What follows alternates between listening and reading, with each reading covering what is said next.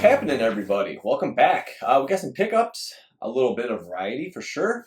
First, we're starting off with by Remake Lab, as you see on the box. They had a big sale. I think they're kind of shutting down, and I had to take advantage. I ordered these and one other pair to be determined. Having a few issues with some details. So the metallic blue for sure, though. I really wanted to grab this one. I did get the orange metallic from them, and it is on point with that. It is as good quality. A lot of people are asking, is it the same leather? Is it the same build? Everything's pretty much identical to the orange metallic, just at a way more buyer-friendly price. So again, you got the OG style stitch tag. The shape, again, is very BY and TY1, I would say. The tall BY cut. Metallic looks really good. Kind of has that textured gradient. It reminds me of how the OG black metallic, some of the colorways on the original metallic were kind of smooth and were a little bit more textured. So it really looks nice. The leather, again, on VRL, I would say is just average. It's nothing crazy nice. It's definitely out of the custom makers, probably my least favorite leather. With that being said, it's not terrible. Like, they break in nicely, probably around retro 85 specs is what I could say. But the shape, the toe box, and they're really comfortable. And I really love, they do awesome tongue tags. They're just like the OGs. So that, I would say, is favorable. The metallic for me, the blue, I sold my OG pair to get my wife her 40th birthday gift. So it's cool to have these back. And ooh, yeah, I'll drop in a photo of what that gift was exactly. So that's kind of where I stand on these. It brings me back to the pair that I did have.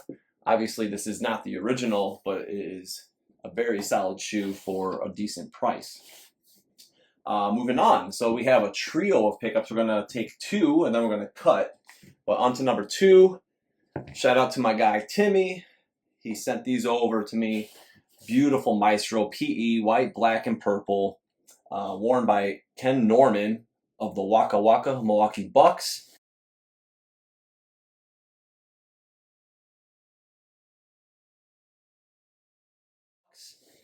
And plenty of battle wounds. Just a beautiful shoe. I love the Maestro. It's such a cool shoe. Super light, like the flight lights, etc., etc. Just, yeah, the black accents, panels with the white and the leather. As you see, the leather's just absolutely amazing. This beautiful thick cut. Flight. Shout out to Drake. Happy retirement to Drake. Just announced that he's retiring at the end of 2024. So very, very cool.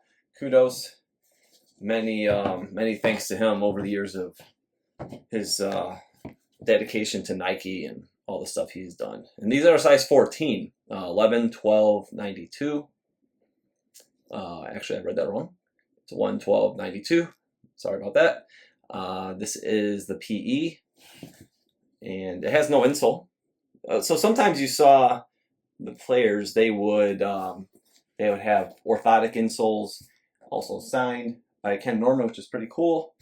But yeah, they would swap out the insoles as I do these days. Nice big purple Nike. Beautiful leather. But yeah, hopefully one day these retro and they do a better job than the Flight Light 2. We got one more coming up. We're just going to clear the table and do that next.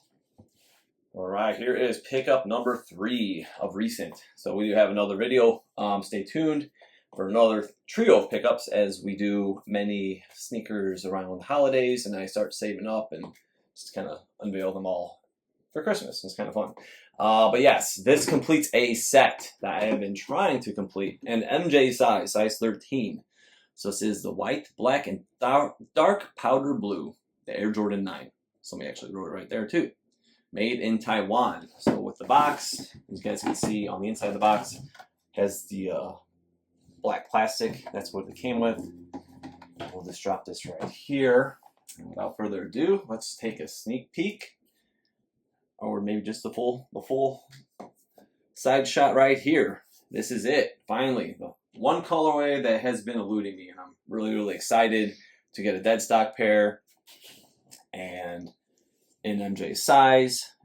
As you can see, the shape, the larger jump man that the retro does not even come close to. When you got the mudguard cut, the toe box, just pure, pristine, minus sneaker crack, just inevitable, obviously. Got the global MJ on the back heel. Again, the OG did not have 23 on the heel on this colorway. So as you can see here, again, it's nice to document the midsoles as they are polyurethane. They will crumble over time.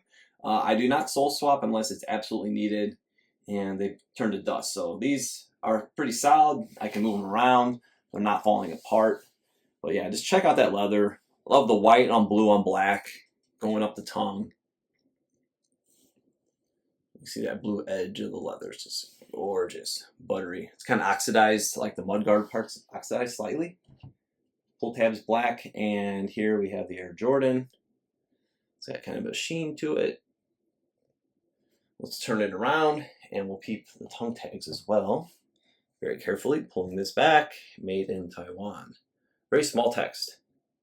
12/2/93, size 13. Again, MJ size. And we're going to move on to the next sneaker. And I'll show you guys a little DIY that I typically do with OGs that have polyurethane. So as you see here, looks really good. This kind of pulling apart from the polyurethane. That comes with the territory once again. But yeah, just look at that shape. Just beautiful slope. Mudguard nice and wide, not too skinny. It looks like the new retros, like it's getting more and more narrow. Like it's like cut here almost on the, I forgot what colorway that was coming out. I don't think it was an OG colorway even, but or no, it was a cool gray. Yeah, so again, not an OG colorway, but just not good. But yeah, look at that toe. That's just beautiful. That blue leather. Blue edges. They did bring that back on the retro, which is cool, but I think they just kind of fell short on the rest. So here is where I wanted to show you guys a little DIY. So we got a big ass piece of sneaker crack missing. Fresh pickup, Loctite super glue. So what I do is take, as you can see, the piece that's missing, take it here, and fastener here. So once you crank it down, now you see the glue coming out. So just a little bit. I'm not going crazy. Just a little bit. Little glue line there. Of course, make sure you put the cap back on ASAP. Loctite, baby. Endorse me. Just kidding. So then we just take this and we slide it back into place. Very carefully. Just like that.